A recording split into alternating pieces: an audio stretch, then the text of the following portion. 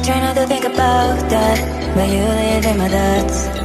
I just want to forget you, but I'm not capable.